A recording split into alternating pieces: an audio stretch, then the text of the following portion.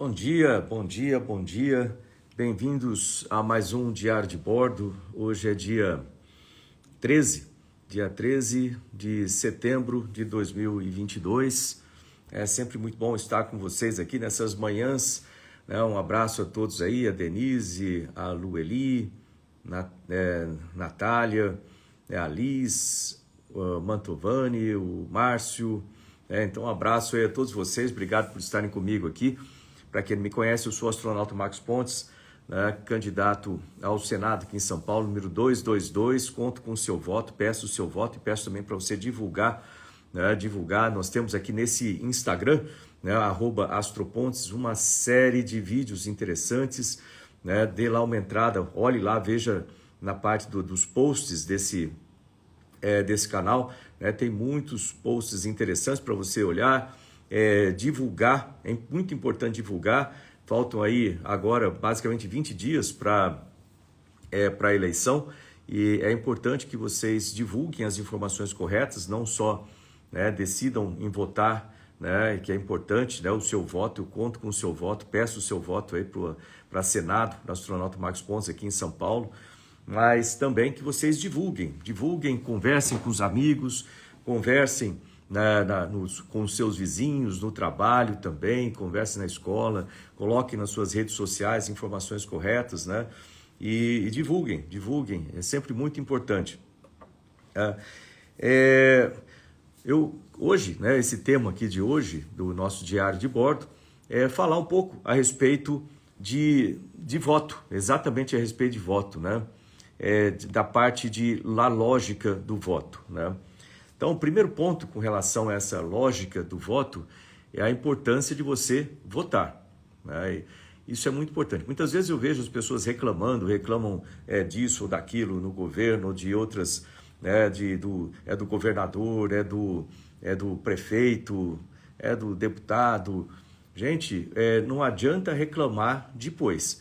Você tem que votar. Votar é muito importante, é o seu direito, é o seu dever também com o país, né, que você vote, que você se apresente, ou seja, não vote nulo, né? Isso não, é terrível, né? Não se abstenha de votar. Se você estiver viajando, né, você tenta achar uma maneira aí de votar em trânsito, já faça a previsão antes, né, se você tiver que votar em trânsito, mas importantíssimo é não deixe de votar. É muito importante você votar, participar, é um processo democrático, né? Isso não tem como colocar da maneira mais expressiva, né, do que o voto é como você participa. Lembrar que a gente vive numa democracia. Uma democracia significa o poder do povo, né? O Brasil é uma república democrática e isso é muito importante. Então, que você, como eu, né, como eleitor, como parte da população, a gente paga imposto, a gente trabalha no país, é importante você votar, né? Colocar lá os seus representantes, aquelas pessoas que você acredita que serão os melhores representantes para você, né? E por aquilo que você acredita, né? E isso é muito importante. Então, não deixe de votar. Vejo aí exemplos, olha lá, minha mãe com 91 anos vai votar, né? E vai votar em mim. Obrigado mesmo. É importante, você vê que pessoas, a partir de 16 anos, né, você já pode votar, ter o seu título de eleitor e é muito importante participar, né, desse processo democrático. Então, não deixe de votar, né, vá lá, compareça, coloque o seu voto, né, não fique preso a qualquer tipo de não, eu não vou votar porque eu não tenho nenhum candidato que me representa, coisa assim. Então, qualquer um, se não tem nenhum que te representa, então qualquer um vai te representar. E isso é terrível. E depois você não pode reclamar, porque se você não votou, né, você não tem como. E não tem como cobrar também o seu candidato. É importante que depois que você vota numa pessoa, que você cobre dessa pessoa, né? A pessoa vai, os candidatos fazem um monte de promessas, então você vai lá depois e cobre. É importante que a gente tenha esse senso, né, de participação. O candidato está te representando, você tem que ir lá e cobrar. E não é cobrar coisas como, não, eu vou lá, eu quero cobrar um emprego. para ele, vai ter que me arranjar um emprego. Não é esse tipo de coisa, é sobre propostas que são políticas, né, a serem implementadas. Mesmo a geração de empregos, né, por exemplo, mas não, eu vou votar naquele fulano só porque ele vai me conseguir um emprego. Já passou esse tempo da política do Brasil, a gente não pode ter esse tipo de coisa. Né? Eu vou votar no fulano porque ele me deu alguma coisa, ou que ele vai me dar algum dinheiro, uma cesta básica. Não, não faça isso, não venda o seu voto, não venda o seu voto. Né? O seu voto, ele é seu, ele é um voto secreto. Né? Nós temos um sistema no Brasil com as urnas eletrônicas, elas têm sido testadas, então faltam 20 dias para a eleição. O que nós podemos e temos que fazer agora é confiar que o sistema vai funcionar e que nós vamos, o nosso voto vai ser respeitado. Vamos confiar na palavra do pessoal, né, que coordena tudo isso. Vamos lá votar, vamos participar, entendeu? E não deixe de votar. Não vote branco, não vote nulo, né? Então, quando você vê assim nas pesquisas uma quantidade enorme de brancos e nulos indecisos, e aí vem essa outra parte, indecisos. Faltam 20 dias para a eleição. Portanto, você precisa decidir. E se você conhece pessoas que estão indecisas ainda, ou aquelas pessoas que deixam para a última hora, fala, esse negócio de política, eu não quero nem saber disso, deixa para a última hora. Olha, o castigo para as pessoas que se afastam da política, aliás, deixa eu até ver, isso aqui foi uma frase de um cara famoso na história, um pensador, vamos por aqui, ó. Só para ajudar aqui, vamos ver de quem que é essa frase aqui, só para saber. Foi do Platão, olha só, foi do Platão, né? Um dos maiores filósofos da história, né? Tá aqui, ó. O maior castigo para aqueles que não se interessam por política é que serão governados por aqueles que se interessam. E se você vota errado, a gente vê a qualidade dos políticos que entram no Congresso, que entram nos governos, e etc., é ruim. Então, você precisa votar. Então, não vote nulo, vote e decida-se antes, né? Participe, né? Participe, porque senão nada pode ser feito depois. Você não pode reclamar de nada porque você não participou quando tinha a chance. Eu lembro quando eu fui convidado pelo presidente Bolsonaro a ser ministro de Ciência, Tecnologia, Inovações e Comunicações, eu pensei um pouco, né, sobre isso. Eu estava com a minha vida já ajustada, né, sem grandes preocupações, vamos dizer assim, fazendo meu trabalho, né, no Brasil, fora do Brasil, né, na NASA, certo? E até ele falou assim, olha, isso é um pepino grande, certo? Um ministério não é uma coisa fácil. Eu falei, não, sem dúvida. E o que eu pensei foi o seguinte, eu tenho duas opções, aceitar ou não aceitar, né? Se eu não aceitar, quando eu estiver mais velho lá, né, eu vou falar assim, puxa vida, o Brasil pediu para mim uma missão e eu recusei. Então, eu nunca mais vou poder falar nada a respeito do Brasil, eu nunca mais vou poder colocar a minha opinião, né, porque quando eu tive a oportunidade de ir lá e ajudar e participar, eu não aceitei. E, por outro lado, aceitando, né, eu faço parte de uma luta pelo Brasil, você fazer as coisas com dedicação, com paixão. Tem sacrifício? Nossa, que se tem um monte de sacrifício, né? Você abdicar a convívio com família, um ministério significa 24 horas, 7 dias por semana ligado, um monte de problemas para você resolver, coisas para você fazer, para alinhar o ministério, para deixar tudo funcionando direito. Veja aí nas nossas publicações anteriores aqui do Diário de Bordo, tem uma que eu falei a respeito de resultados do ministério, você vai ver quantos resultados nós obtivemos, né, com o trabalho, mas para isso foi muita dedicação, muito sacrifício pessoal, né? Eu coloquei lá na minha vida a serviço do país, eu tenho colocado minha vida a serviço do país já desde tenente lá em Santa Maria, por exemplo, como piloto de combate, mas literalmente eu coloco minha vida a serviço, eu jurei morrer se necessário para poder ajudar o país e combater os inimigos externos e internos, né? Então, gente, a minha vida tem sido isso, essa dedicação ao país. E vai continuar agora no Senado, se Deus quiser, contando com o seu voto, contando com a sua divulgação, para que eu seja eleito aqui por São Paulo, né? Astronauta Marcos Pontes, número 222, para o Senado. Mas é isso, nós temos que ter esse comprometimento com o país, com as causas do país, né? Para que nós tenhamos um país cada vez melhor. Existem pessoas que pensam de formas diferentes? Existem, lógico que existe, isso é parte do processo democrático, o contraponto, que você não pode entrar numa discussão que leve à violência. Você pode apresentar seus pontos, argumentar, outra pessoa educadamente fazer a mesma coisa, mas o que eu fico assim chateado quando você vê brigas com isso aí, gritaria por causa disso. Não, eu espero que todos nós aqui nesse país estejamos lutando para ter um país melhor, né? Para ter um país melhor. Pode ser de uma maneira, a gente talvez discorde de uma metodologia ou da outra, né? Mas para isso existe a lógica. Então, a lógica é do voto, né? Então, vamos colocar aqui. Então, primeiro ponto importante, eu já acabei de falar, importante votar. Não deixar de votar, não deixar de ter, né? De executar esse seu direito, né? De votar. Isso é muito importante. Segundo, convença os indecisos. Aquelas pessoas que deixam para a última hora, falam, isso aí eu não quero nem pensar, na hora eu decido, eu quero vai lá e ali perto da sessão que ele vai votar lá, ele vai lá e pega um santinho no chão e fala, pronto, eu vou votar nesse cara aqui, no santinho. Se não, pergunta na fila lá, fala assim, você vai votar em quem? Fulano, então eu vou votar nisso aí também. Não é assim que se vota de forma correta. Então, você precisa tomar a sua decisão e você precisa estudar essa sua decisão, porque essa sua decisão vai ser importante para o país e para você, para a sua vida, vai interferir na sua vida, positivo ou negativamente, nos próximos 4 anos.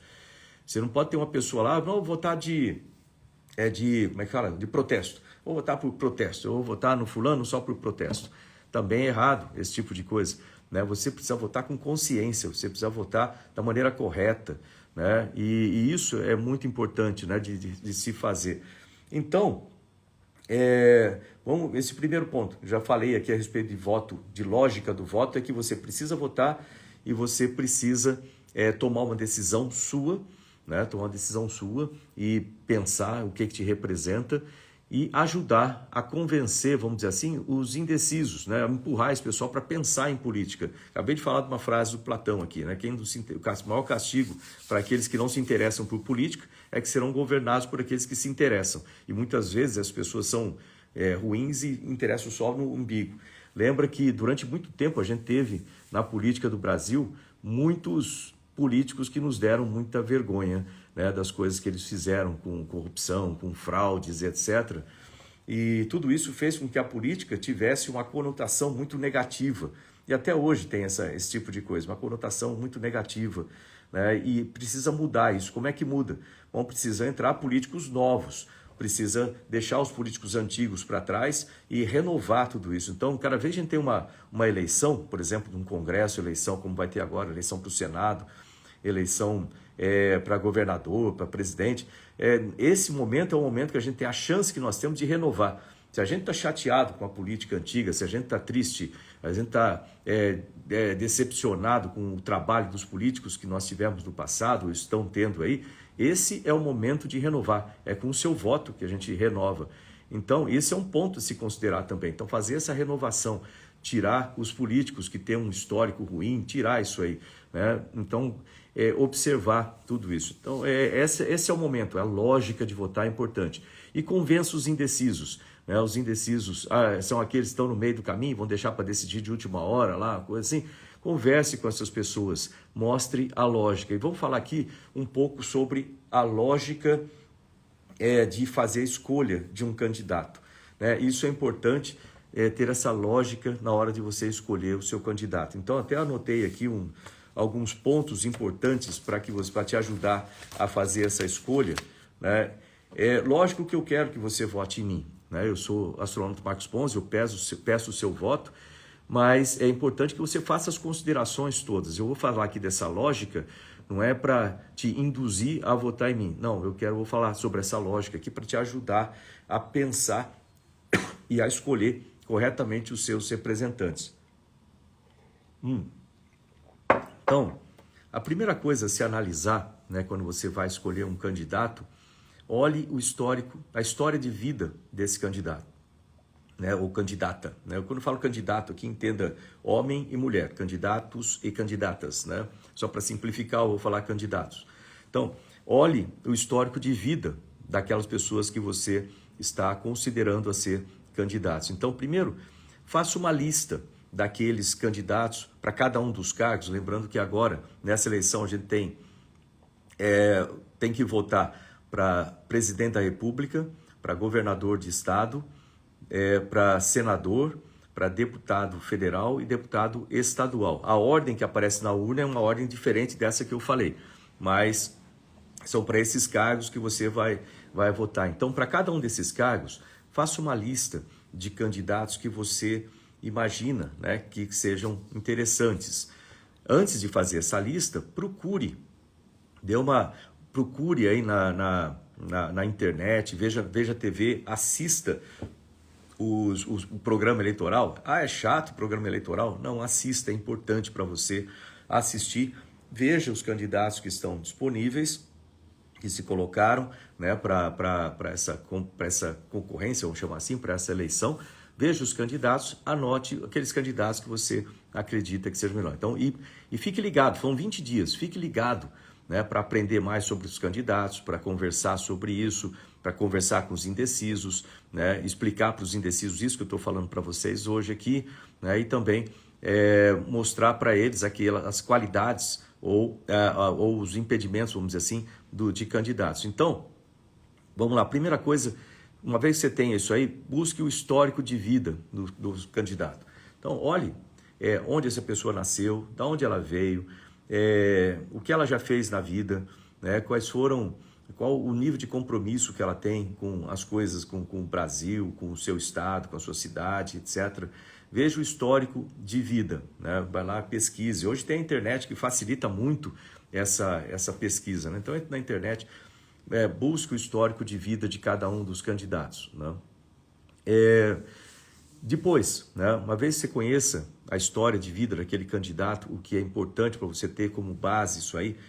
Por que é importante? Porque você vai ter que buscar, é normal e é importante, lembra que é o candidato que vai te representar. Busque as afinidades, né?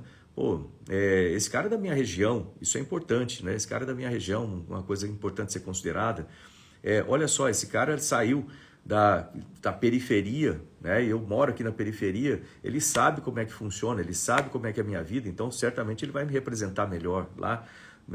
O que é incoerente você pegar assim, pô, eu moro na periferia, eu vou escolher um candidato que nasceu, sei lá, nos Jardins aqui em São Paulo, que é completamente, nunca teve dificuldade na vida com nada. Então, como é que ele vai entender como é que você viveu, né? E com o que você vive, né? Então, é importante essa história de vida. Então, veja a história de vida. Vê se a história de vida do candidato é uma história que te dê orgulho, que te dê inspiração para a sua vida, por exemplo. Isso é importante também, né? Segundo ponto, veja a educação. Veja a formação desse candidato. O que ele se formou? A gente tem que pensar o seguinte, se você tem uma empresa, por exemplo, você quer contratar um gerente de loja ou um gerente, você tem uma empresa de tecnologia, você quer contratar o responsável pelos projetos de tecnologia. Você vai ter que olhar o currículo dessa pessoa, você vai ter que olhar a educação dessa pessoa, ela é formada, ela tem, vamos dizer assim, ela tem o curso adequado, né, que você vê quem são as pessoas que estão concorrendo, vamos supor, a um cargo de senador, né? Vou usar isso que está aqui, né? Então, as pessoas, os candidatos, né? O seu candidato, ele tem a formação adequada, né? Por exemplo, e lembrar que para ser esses cargos, né? Por exemplo, vou só falar de forma geral, assim, tem quem concorre ao Senado aqui em São Paulo, né? Nós temos temos advogados, temos historiadores, temos comunicação social, temos jornalistas e tem um engenheiro, né? Então, com essa formação, essa pessoa vai ser capaz de tomar decisões técnicas, né? Olhar um projeto, entender tecnicamente, vamos supor, olha, tem que fazer um projeto de lei para fazer a mudança das regras de regulação, mas das regras para a instalação de antenas de 5G no país. Né? A pessoa tem condição técnica de olhar aquilo lá e analisar tecnicamente, ou ela vai precisar depender, né, o tempo todo de assessores para tomar decisão e discutir, argumentar. Como é que essa pessoa vai argumentar com os outros parlamentares para convencer que aquilo é importante? Né? Por exemplo, tem que discutir o orçamento da ciência e tecnologia. Essa pessoa tem condição de conhecer, né, a importância, quais são os eixos estratégicos para o país em ciência e tecnologia, para brigar lá dentro, para falar, olha, é importante isso aqui, não pode cortar esse orçamento por causa disso, porque esses projetos vão ajudar nesse sentido, o mundo caminha no sentido de tecnologia nesse sentido. Todos os países envolvidos têm ciência e tecnologia praticamente em todas as áreas. Hoje em dia, a grande maioria dos projetos vão depender de ciência e tecnologia. Então, e assim vai. Eu dei o exemplo de ciência e tecnologia porque é a área que eu conheço e ela interfere, né? Tecnicamente ela interfere em todas as áreas. A saúde precisa de ciência e tecnologia, a segurança pública precisa de ciência e tecnologia, né? A infraestrutura precisa de ciência e tecnologia, a defesa precisa de ciência e tecnologia, coisas que interferem na nossa vida, a educação precisa de ciência e tecnologia. Então é importante ter o conhecimento técnico. Então veja, a pessoa tem conhecimento técnico, tem conhecimento para tomar decisões técnicas e depois essas decisões vão ser colocadas. Às vezes a gente acha que um generalista, vamos dizer assim, né, um jornalista, ele estuda bastante coisa, ele tem cultura, logicamente, muitas coisas, mas ele conhece superficialmente, né, aquelas coisas para poder comentar aquilo, mas não tem o conhecimento. Mas se você falar, ok, então vamos consertar esse sistema que você comentou, né, vamos entrar lá dentro e consertar o sistema, aí é onde a porca torce o rabo, né? Então, não é você ter um conhecimento generalista, né? Ou o pessoal de um advogado, por exemplo, obviamente a pessoa entende de leis, entende de como trabalhar com a lei e muitas vezes como distorcer a lei, isso pode ser ruim, mas como que isso aqui, o fato de você escrever, formatar um projeto de lei é uma etapa do processo que vem depois de uma decisão.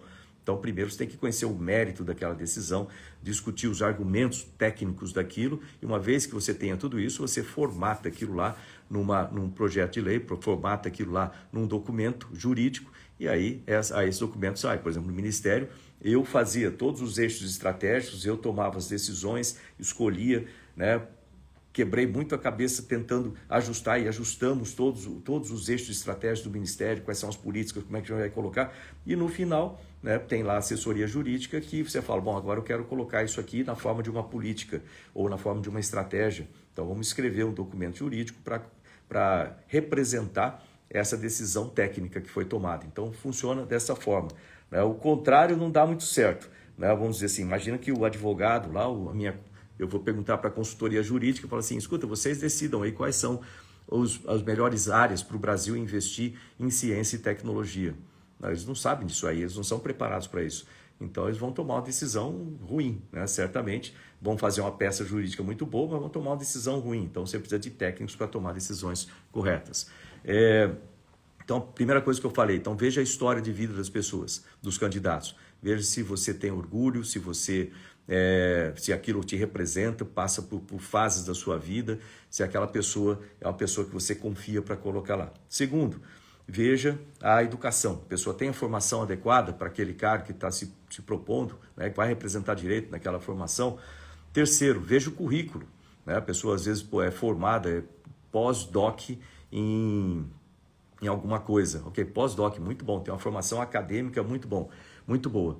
Agora, essa pessoa tem experiência, né, já trabalhou, né, com assuntos importantes para o Brasil, né, a nível internacional. Esse currículo dessa pessoa, né, qualifica essa pessoa, por exemplo, para ir lá fora, nos Estados Unidos, na Europa, e buscar negócios para o seu estado, buscar trazer empresas para cá, buscar parcerias com outros estados, com cidades, com outros governos, tem condição de ir lá e discutir, né, de igual para igual ou de superior para, né, com outros países para falar assim, olha, isso aqui é importante para o meu país, né, e sabe, se a pessoa sabe se expressar numa outra língua, parece bobagem, mas isso é muito, muito importante, porque você ficar conversando só através de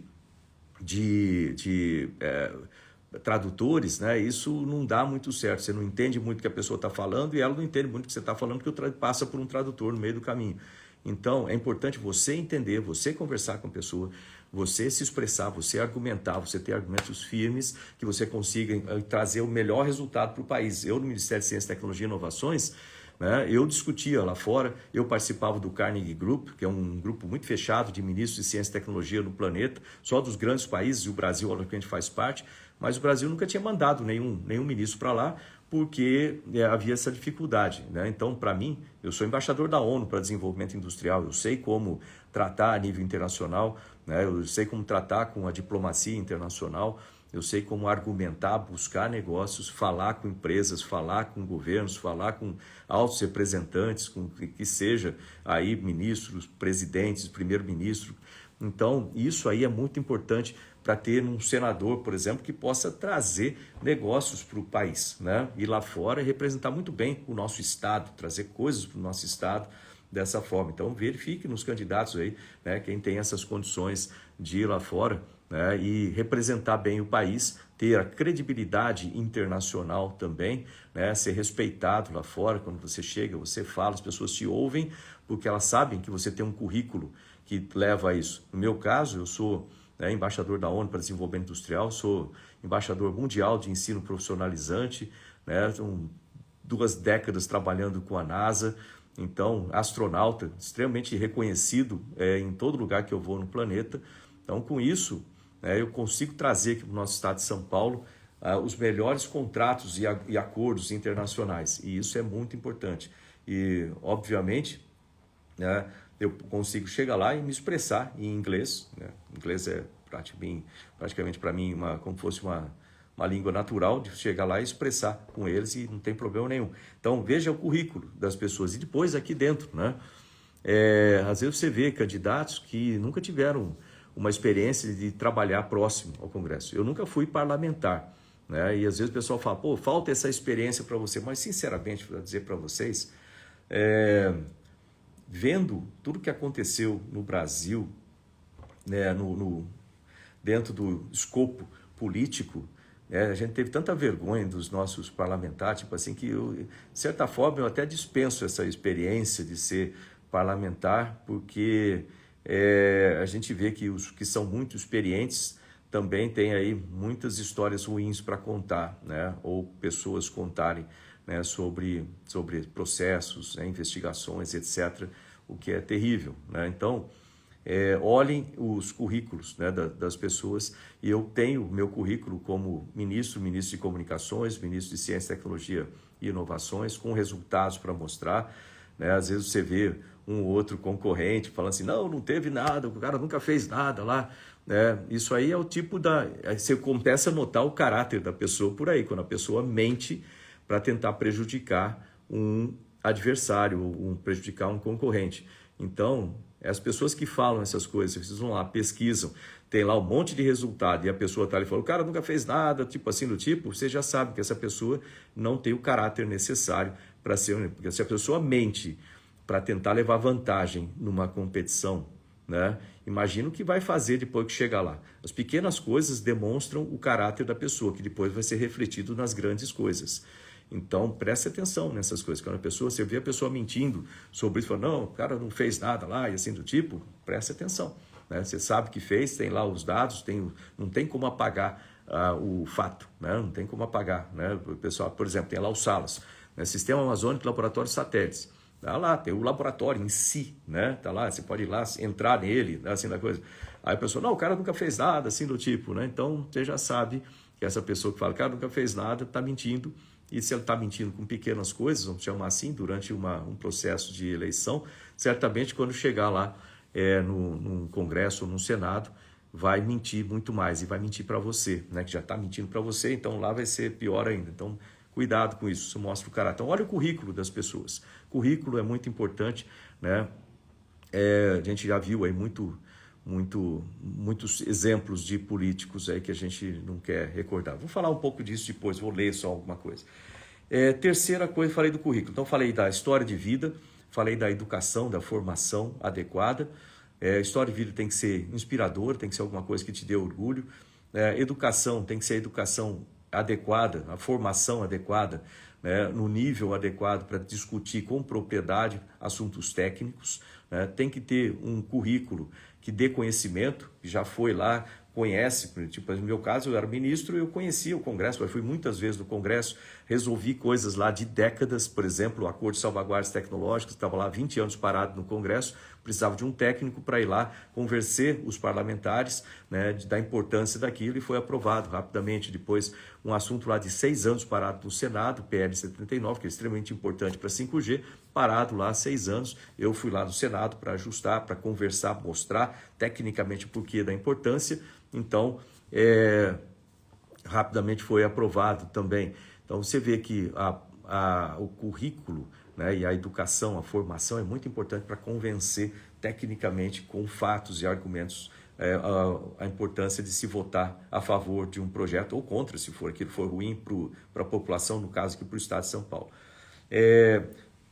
Quarta coisa, que é extremamente importante, a gente falou da história, né, da história de vida, tem que ser inspirador, da educação, tem que ser a educação adequada, do currículo, né, para poder representar, e você já tem exemplos ao longo da vida dessa pessoa que ela é honesta, que ela é capaz e ter todos os atributos para poder trazer o melhor para o Estado. E aí, um quarto, veja a ficha. Vamos chamar de ficha corrida, para um termo meio esquisito, mas vamos chamar de ficha corrida aí para eles entenderem o que significa isso aí na prática, né? Como a gente falou, os políticos do passado, com histórico político grande, muitas vezes tem muitos processos, e para fazer justiça, alguns desses processos são processos políticos, então tem que se levar em conta isso, mas muitos deles são investigações verdadeiras e fraudes, por exemplo, com valores enormes. Então a gente tem que observar a ficha corrida daquele candidato, né? Veja os processos que ele foi envolvido. E é fácil de fazer isso. De novo, o Google. Para você conhecer a história de vida, você vai lá, dá o Google, você conhece a história daquele candidato, né? Você acompanha, né, o que ele já fez, etc. Segundo, a educação, você também vê lá. Isso a educação tem no próprio TSE. Você vê lá a formação da pessoa. Ela é formada em quê? Né? Currículo. Você pega e puxa o currículo da pessoa, né?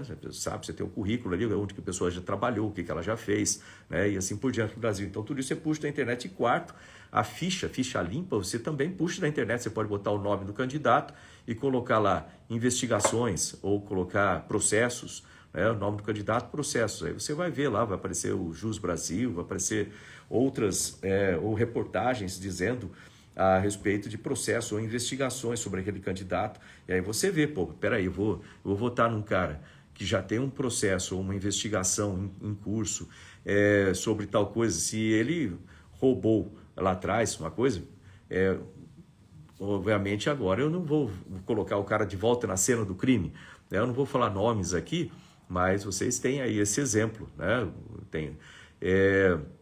Então, se a pessoa já tem fatos na ficha dele lá, tem uma ficha suja, né? Ou tem investigações grandes de fraudes, usando dinheiro público, roubando dinheiro público, puxa vida, isso aí, para que eu vou votar num cara desse? Eu não vou não vou votar numa pessoa que vai de novo fazer, né, esse tipo de coisa. Então, é esse tipo de político que a gente tem que excluir da vida pública, a gente tem que renovar, colocar políticos novos, né? Então, isso é importante. E tem que ficar de olho, né, nos políticos, sempre, né, sempre importante.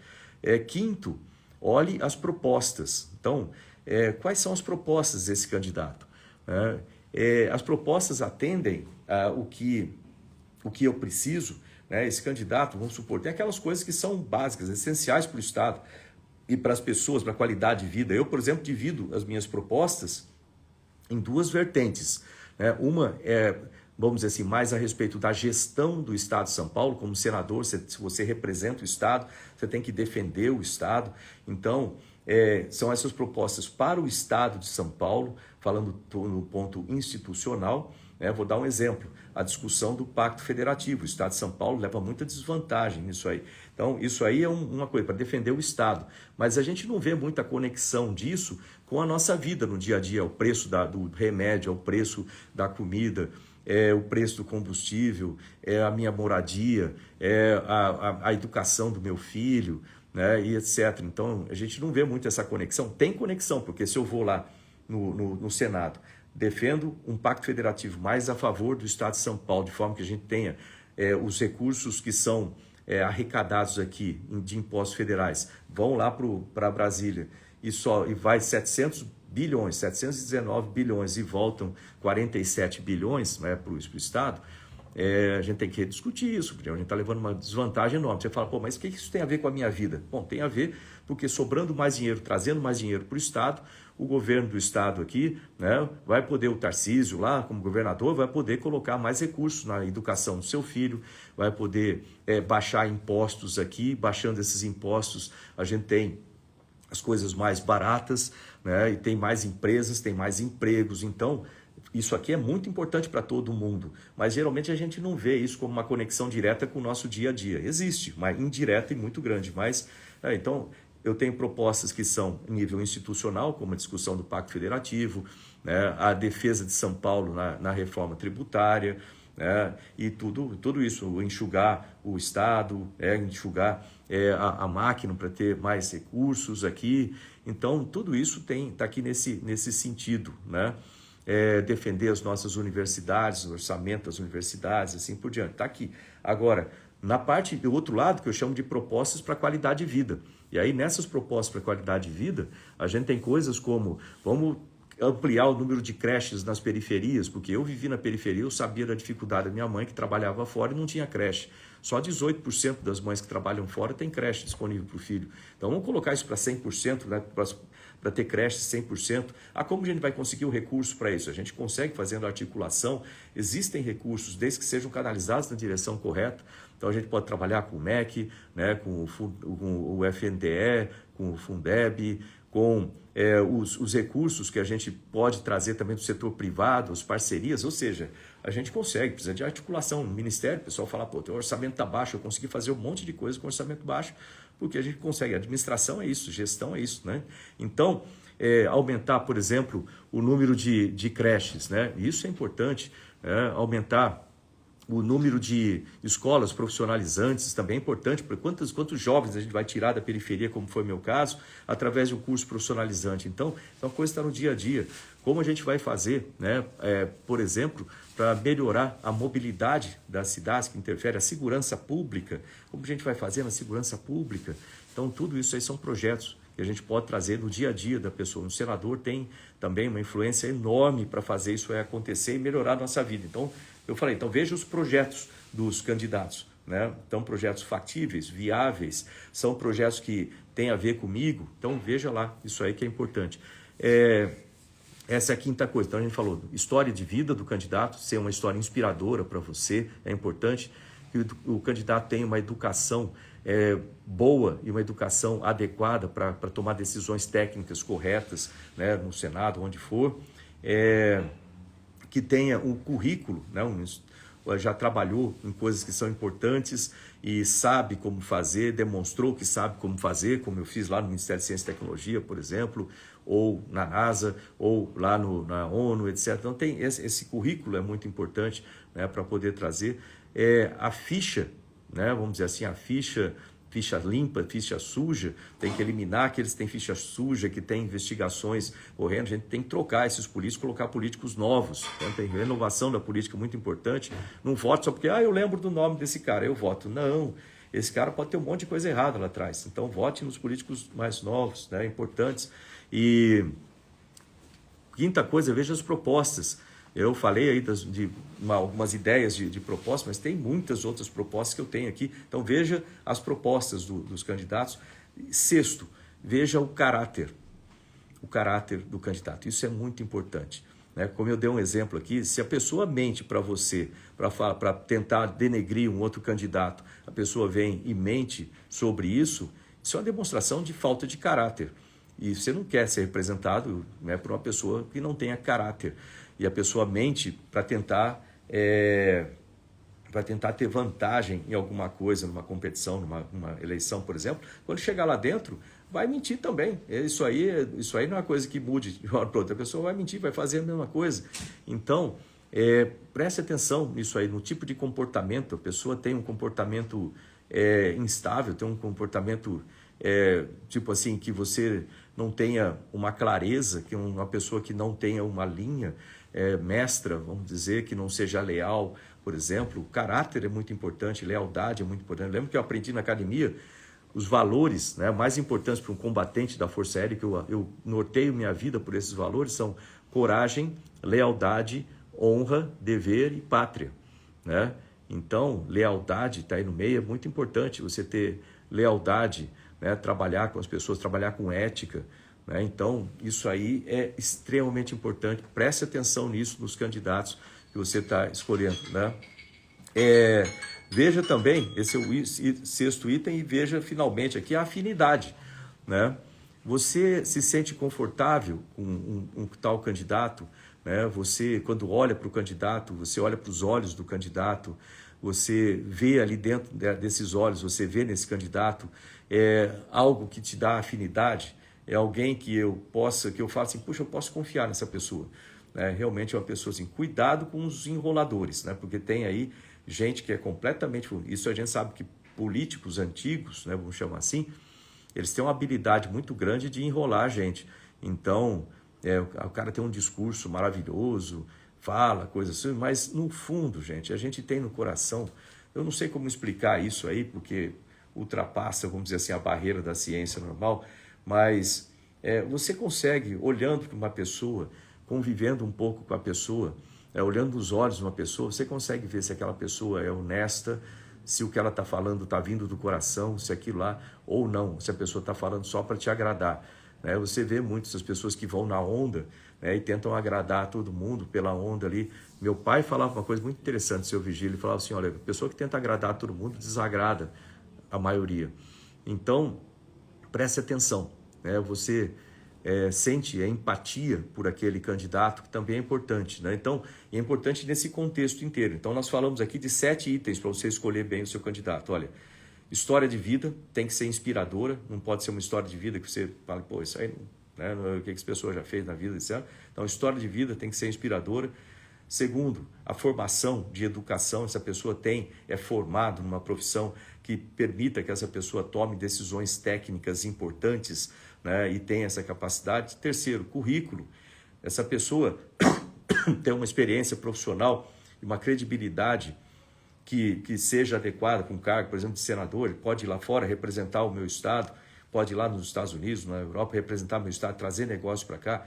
Ele pode falar com propriedade junto com os outros ministérios, ele conhece como funciona o ministério, ele vai lá e consegue, né, achar os caminhos para trazer recursos, para trazer mais vantagens para o meu estado de São Paulo.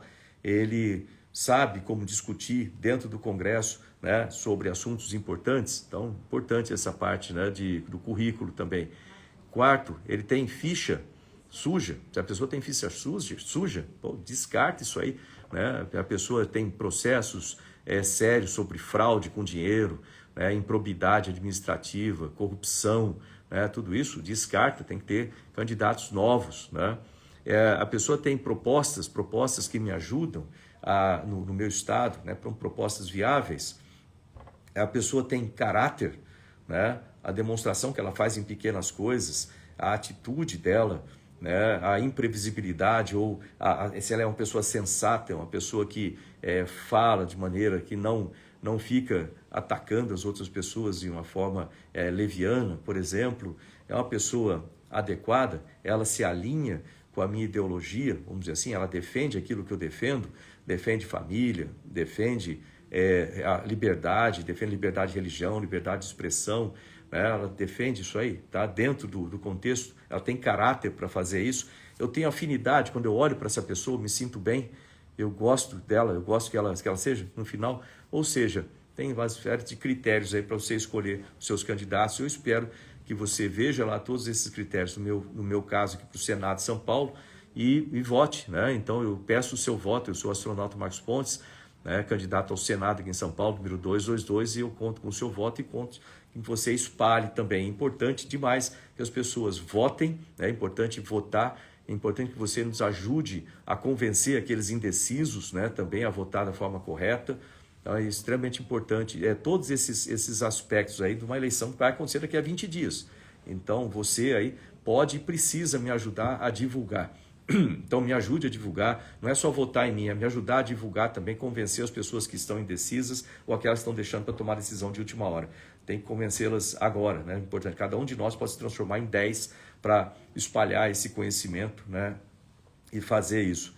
Não, o pessoal está perguntando aí sobre o STF. Não, o STF, ele quem fiscaliza o STF é o Congresso Nacional, mais especificamente é o Senado Nacional. Quem faz a sabatina, olha aí um desses vídeos que eu fiz, o primeiro que eu fiz, né, agora nessa série nova do Diário de Bordo, né, que tem todas elas gravadas aí no Instagram. Aliás, obrigado, entra aí, se inscreva e também olhe lá nos meus posts aqui no @astropontes no Instagram, tem lá uma dessas lives que eu fiz inteirinha falando sobre as funções do Senado, as funções de um senador, né?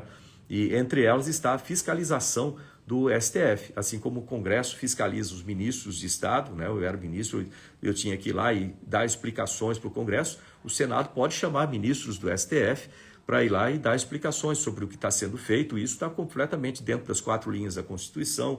Isso é exercer a igualdade dos poderes, é importante. O Senado, assim como a Câmara, representa o povo de uma democracia é a força maior, é quem tem o poder. Então, como senador, eu tenho o poder que foi colocado através do voto pela população para chamar o ministro do STF. Isso não é nada contra o ministro especificamente, isso não quer dizer algo de perseguição, nada disso, isso está dentro do contexto normal. Se você não entende alguma coisa, se a população quer que você chame um ministro para dar explicações sobre alguma coisa, isso vai ser feito sem dúvida nenhuma, né, como é previsto na lei. Não tem problema nenhum, né, de ser feito isso, não é denegrir a imagem do ministro de lá, não é nada assim, é feito conforme está previsto. Então é isso que tem que ser feito e será feito, né, sem dúvida nenhuma, dentro da lei, dentro do que preconiza, né, trazer ali para explicar o que está sendo feito, por que está sendo feito, qual é a finalidade e assim por diante. Nós precisamos ter essas explicações e isso vai ser feito, é normal. Então não é aquela absurdo assim, não, isso é normal, né, e eu tenho certeza que todos os ministros do STF, assim como os ministros de Estado, como eu fui ministro de Estado, né, nós não temos nenhum milindre de ser chamado ao Congresso para dar alguma explicação, faz parte do processo democrático, né? E a gente vive numa democracia, isso é importante. Gente, está chegando o final aqui da nossa live, né?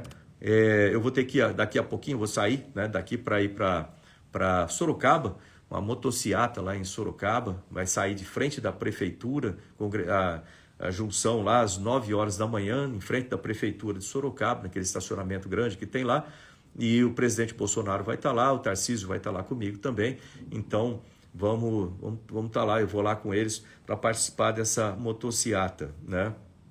E um dos temas, a gente falar aqui também hoje, é corrupção. Eu vou falar de maneira rápida, porque eu acho que o Brasil já está cansado de corrupção.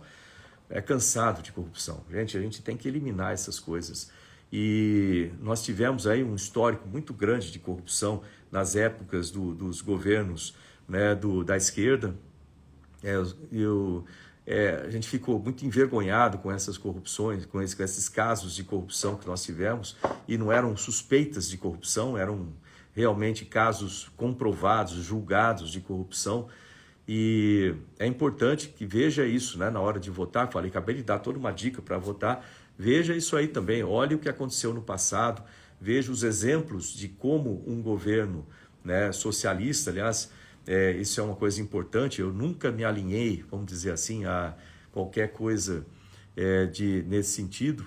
É importante que vocês observem nesses governos e vejam o que eles criaram, como é que funcionou na Venezuela ou não funcionou, né? Como é que acompanhem o Chile, acompanhem a Colômbia que está entrando nesse trenzinho ruim aqui na América do Sul, acompanhe, veja a nossa Argentina, né, como ficou. Então preste atenção nisso, que é importante também, e vejam os casos de corrupção, que coincidência ou não acontece de uma forma muito maior quando você tem esses tipos de sistemas econômicos sociais, né, mais voltados a comunismo, socialismo e etc.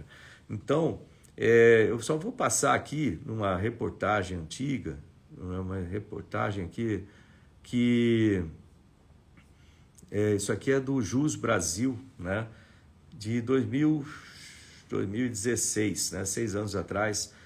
Então, que eles citam alguns dos casos. Eu não vou entrar em detalhe mesmo porque eu não tenho mais tempo aqui, mas eu vou lembrar alguns dos casos que aconteceram nos governos até 2016, né, para que vocês tenham uma ideia aqui, lembrar desses casos, né. Um dos casos é o mensalão, né, conhecido mensalão, né, que havia aí um tipo de um pagamento de propina para deputados. Isso durante um tempo eles recebiam esses valores para votar a favor de casos.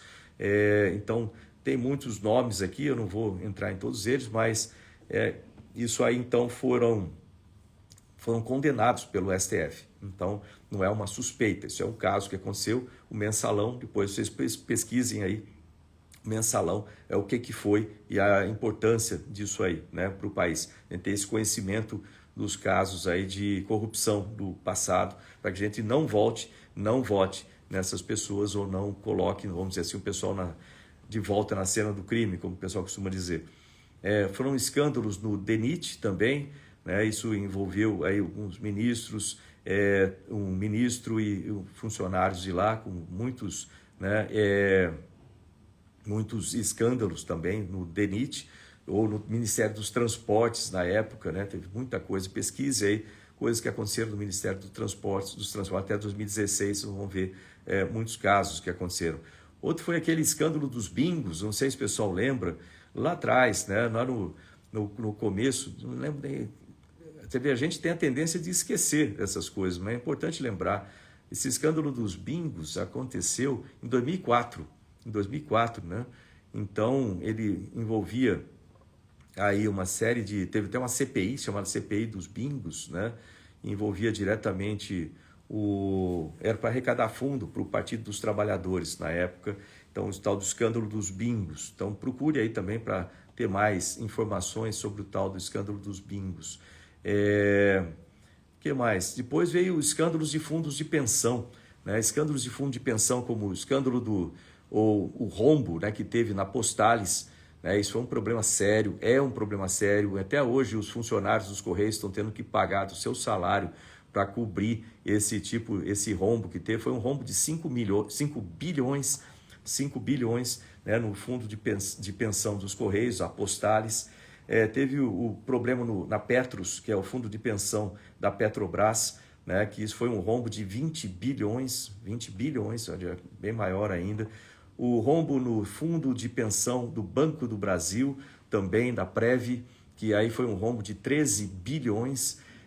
O rombo aqui nos fundos de pensão da CEF, da Caixa Econômica Federal, da FUNCEF, isso foi um rombo de 12 bilhões e meio, né, quase 13 bilhões de reais. Depois veio aquela Operação Porto Seguro, né, que envolvia a Agência Nacional de Águas, a ANAC, né, e também teve muita coisa sobre isso aí na época. Procure aí também a Operação Porto Seguro. Depois veio aquele caso da Erenice Guerra, né, do PT também, que trabalhava com a ministra, a presidente na época, Dilma, né? Não, na época a Dilma ela era ministra, né, ministra de Minas e Energia, mas também procure aí sobre isso aí, que havia todo um esquema com relação ao BNDES, né, nessa situação. Aí vem o nosso, o Antônio Palocci, né? O Palocci também teve toda uma série de casos envolvendo, ele chegou a ser preso por causa disso, com enriquecimento não explicado. Então, essas coisas todas, tinha aquele caseiro e tal. Procure também para saber sobre isso, né? Enriquecimento aí dos casos envolvendo o Antônio Palocci. Depois teve o caso com aquela outra do PT também, de Santa Catarina, Ideli Salvati também, né? Procure também sobre isso, que era também uma questão aí com questão de custo de campanha com lanchas e etc. Depois teve o caso aí já do Fernando Pimentel, lá de Minas Gerais, né, que era ministro do Desenvolvimento do MEDIC, da época que tinha, né?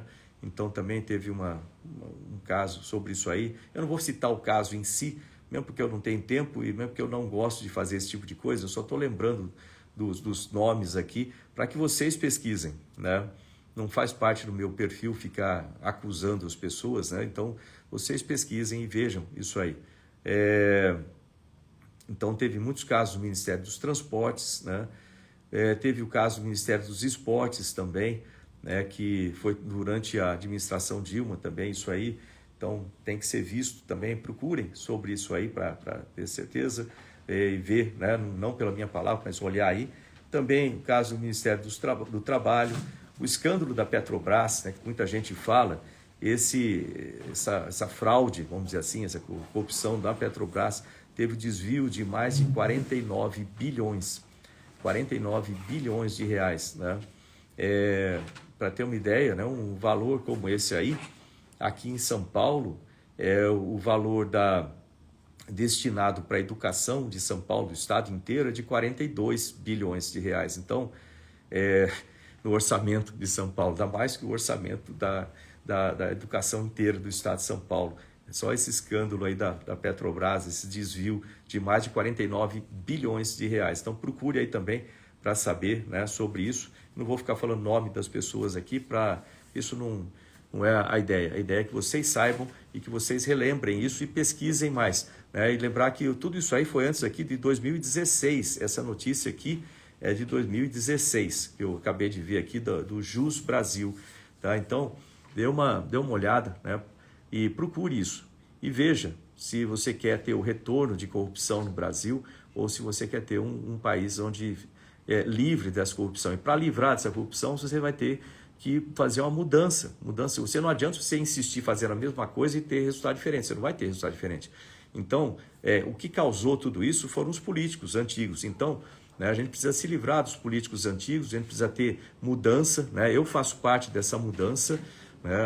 Eu sou candidato ao Senado aqui em São Paulo, né? Astronauta Marcos Ponce, número 222, eu faço parte dessa mudança. A gente precisa renovar os nossos políticos, a gente precisa colocar políticos técnicos, políticos que tenham um histórico de vida que nos dê orgulho, que tenham uma educação adequada para tomar decisões importantes e decisões técnicas, que tenha um currículo, né, comprovado aí, que dê credibilidade para trazer coisas para o nosso estado de São Paulo, trazer vantagens, benefícios para o nosso estado de São Paulo, né, que tenha, obviamente, uma ficha limpa, sem participação em nenhuma dessas coisas horríveis aí de fraude com dinheiro público, né, e tenha propostas, né, propostas adequadas. Eu tenho um monte de propostas que eu vou apresentar para vocês aqui, né? Eu falei de algumas, né? Então acompanhe minhas entrevistas, vejam os meus posts aqui no Astro Ponto, vocês vão ver muitas dessas propostas aí aparecendo, que tenha caráter, né? Que tenha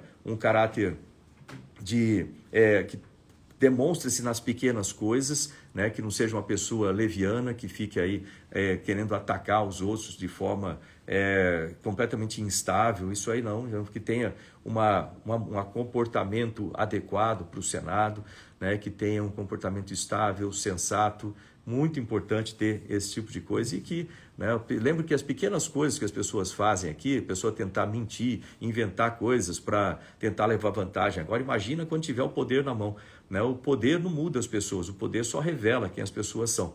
Isso é importante lembrar, o poder não muda as pessoas, ele revela quem as pessoas são, né?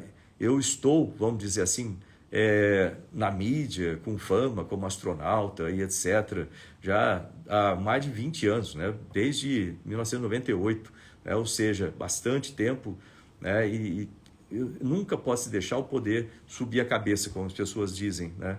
Porque a gente sabe que aquilo ali, né, mostra quem a pessoa é. Então preste atenção nos pequenos detalhes, que depois com o poder isso é muito ampliado, né? Então é importante ver, né, isso aí, né, sempre na maneira como eu falo, nas minhas falas, como que eu me expresso, o cuidado que eu tenho em tratar as pessoas com respeito, né? Isso aí demonstra um caráter que eu imagino que você saiba da importância disso para representar um estado inteiro como senador e para representar um país, queira ou não queira, como senador, como você vai para lá, você representa um país, né? Então, isso é muito importante a gente ter, né, essa característica toda, né? Não ficar gritando bobagem e etc, né? Falar as coisas com calma, falar as coisas que têm que ser faladas da maneira correta, da maneira firme, da maneira justa, tá? Sempre. E, finalmente, a afinidade, né? Importante ter afinidade, você olhar para a pessoa, pô, eu gosto disso aqui, né? O meu pai me ensinou muita coisa, entre elas ter humildade. Ninguém é melhor do que ninguém. Ninguém, às vezes você vê as pessoas arrogantes, eu sou fulano, eu sou o melhor de tudo, assim. Desconfie dessa pessoa, que geralmente quem faz isso é por falta de confiança em si mesmo, né? Então, é importante ter essa noção e você ter afinidade também com a pessoa. Então, obrigado, gente. Vamos trabalhar. Eu vou agora lá para Sorocaba, né, para participar ali desse encontro em Sorocaba, em frente à prefeitura lá de Sorocaba, começando às 9 horas da manhã. Quem for da região ali de Sorocaba, né, conto com você lá para me encontrar pessoalmente, tirar uma foto lá e bater um papo, tá? Sempre eu gosto de andar entre as pessoas e conversar com as pessoas, né? Isso é importante. Somos todos iguais, né? Eu vim da periferia e não é por isso que eu sou menos ou mais do que qualquer outra pessoa. Simplesmente eu aprendi ao longo da vida. E é isso que eu vou trazer aí para todos vocês, né, lá do Senado. Vamos criar oportunidades com educação, oportunidades com ciência, tecnologia, em todas as áreas para melhorar a qualidade de vida, resolver o problema dessas pessoas que moram na rua. Gente, isso tem que ser eliminado, né? Essas pessoas têm que ter casa, têm que ter emprego, têm que ter educação. É possível decolar aqui no nosso estado de São Paulo, né? Eu estou aqui para ajudar. Então, um grande abraço a vocês, né? Obrigado por estar comigo aqui em mais um desse Diário de Bordo. Espero que estejam comigo amanhã também no Diário de Bordo. Conto com vocês. Inscrevam-se no canal, divulguem, compartilhem. Eu peço o seu voto. Eu sou o astronauta Marcos Ponce, candidato ao Senado número 222, e me ajudem a divulgar também. Divulguem essas lives para as pessoas conhecerem, tá ok? Então, um grande abraço a vocês aí. Tchau, tchau.